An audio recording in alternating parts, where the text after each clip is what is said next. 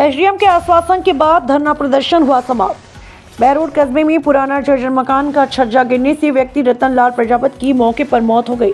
मामले में बुधवार को पंचमुखी हनुमान मंदिर पर श्रद्धांजलि सभा का आयोजन किया।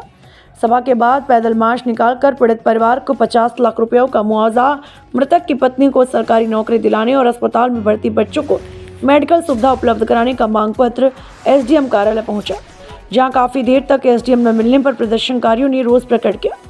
एसडीएम के आने पर पीड़ित परिवार प्रदर्शनकारियों ने मांग पत्र सौंपा। गौरतलब है कि कस्बे में 5 फरवरी को जुड़वा बच्चों को 22 से स्कूल छोड़ने जा रहे रतन लाल पर जर्जर छज्जा गिरने से इलाज के दौरान उनकी मौत हो गई थी और दोनों बच्चे गंभीर रूप से घायल हो गए थे, जिनका अस्पताल में इलाज चल रहा है। एसडीएम ने कहा, बहरोड के नागरिक आए थे, उन्होंने 3 मांगे ज्ञापन के माध्यम से दी हैं, जिनको उचित माध्यम से आगे पहुंचा दिया गया। बच्चों का इलाज निजी अस्पताल में चल रहा है। बीसीएमओ को वहां भेजा गया है। अस्पताल प्रशासन की ओर से उचित सहायता प्रदान करने के लिए कहा गया है।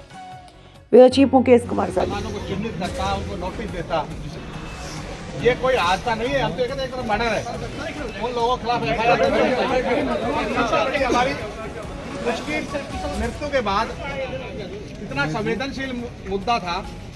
आप लोग तो ये चाहते थे डेड बॉडी लेके यही बैठते, फिर भी संवेदनशील मुद्दे लेके परिवार की कुछ मांगे थी, चुनिंदा मांगे थी। आज ये बैठे हुए परिवार के सारे लोग, उनकी माता जी बैठी हुई, पत्नी बैठी हुई है, आज हालात ही हो रहे, बार बार वो बेहोश हो रही है।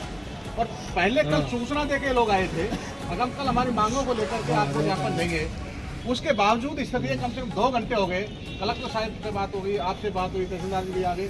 2 घंटे से कोई लोग सुनने वाला नहीं है। ये तो बहुत बड़ी बेशर्म की बात है, बहुत शर्म आनी चाहिए।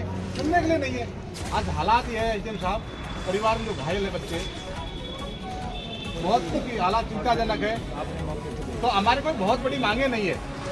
ये हादसा नहीं है, आपकी लापरवाही से, प्रशासन की लापरवाही से उस व्यक्ति की जान गई है। तो हमारी सबसे पहले मांग है कि पीड़ित परिवार को 50 लाख रुपए मिलने चाहिए। ये हमारे परिवार का मांग है।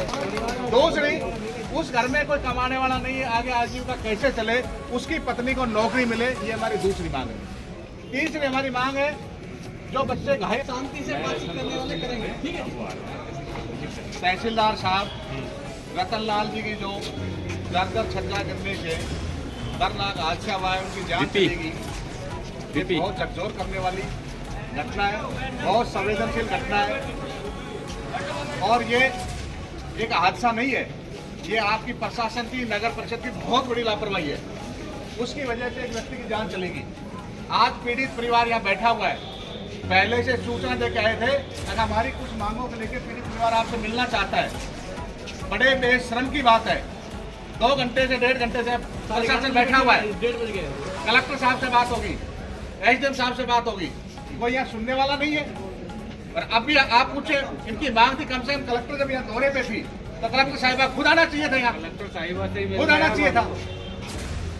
2 घंटे से क्या आप दूसरे हादसे की कोशिश कर रहे हो? अब पीड़ित परिवार को और किसी व्यक्ति की जान चली जाए। आज ये लोग सदमे में, आज हालात ये बार बार, इनकी माता जी बेहोश हो रही है, इनकी पत्नी बेहोश हो रही है, दोनों बच्चे क्या हालात, बच्चों के हालात क्या हो रही है। आप ये सुनना चाहते हो कि घर में और कोई घटना घट जाए? मांग की तो बात की बात है, कोई सुनने वाला नहीं है। 2 घंटे से बैठे, पहले सूचना देके आए, और हम जब तक नहीं उठेंगे जब तक कलेक्टर साहब खुद नहीं आएंगे। बताओ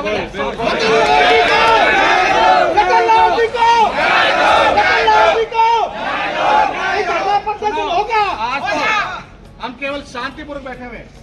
क्या हमारे धैर्य की परीक्षा लेना चाहते हो आप लोग?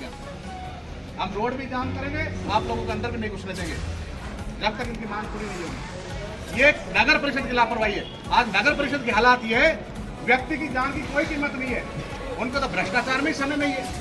आज नगर परिषद के ईओ साहब यहाँ तो टाइम देते नहीं है, जहाँ की न्यू पोस्टिंग है, वहाँ कोटपुतली में सारे दिन वहाँ रहते हैं। कोटपुतली में भी नहीं रहते, वो तो पता नहीं रहते कहाँ है। वो तो सारे दिन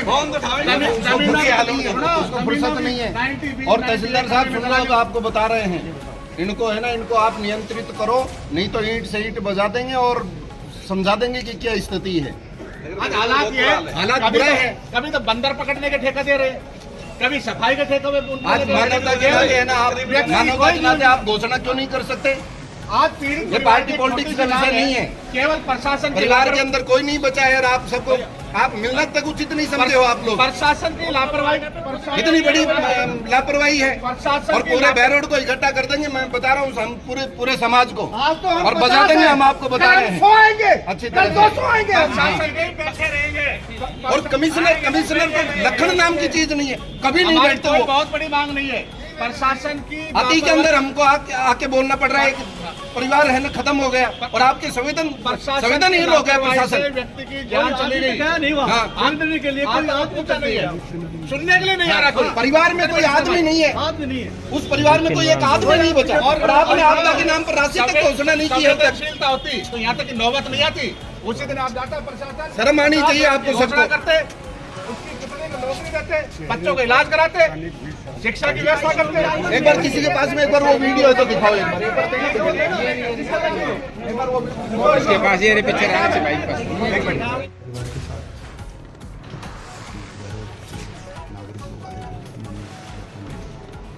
और उन्होंने कुछ डिमांड रखी कि उनको 50 लाख रुपये मुआवजा, सरकारी नौकरी और इस प्रकार की डिमांड इन्होंने ज्ञापन के थ्रू हमें दी है, जिसको हमने उचित माध्यम के द्वारा आगे भिजवा दिया है।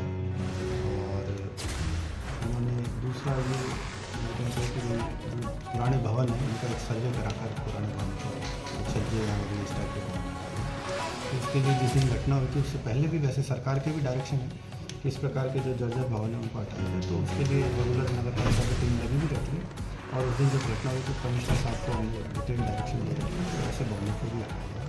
और जो इनकी डिमांड है वो सक्षम करके आज ही हम उन्होंने प्राइवेट हॉस्पिटल में एडमिट करा रखा है। तो डॉक्टर साहब से मेरी बात हुई है और DCM साहब एक बार वहाँ जा रहे हैं, तो जो भी मदद हो सकेगी उनकी तरफ से जो रिलैक्सेशन हो सकेगा वो करवाएंगे। और निःशुल्क इलाज अपनी सरकारी हॉस्पिटलों में संभव है, या फिर कोई NFSA में चयनित परिवार हो और उनका है तो उसके लिए इनके डॉक्यूमेंट्स जो परिवार जिन्होंने कहा है उपलब्ध करा रहे हैं। तो उस संदर्भ में हॉस्पिटल प्रशासन से भी हमारी बात चल रही है। सबके पास जानकारी में आया कि 2 चार्ज एक्स्ट्रा हैं, एक मांडन का और एक कोटपुतली का, तो वो वहाँ ज़्यादा व्यस्त रहते हैं। कोटपुतली जिला मुख्यालय, तो नागरिकों ने कहा है कि वो यहाँ कम बैठते हैं, तो प्रयास करते हैं कि उनके दिन फिक्स करा दिया जाए ताकि जनता के काम भी हो, समय पे जो सरकारी उनका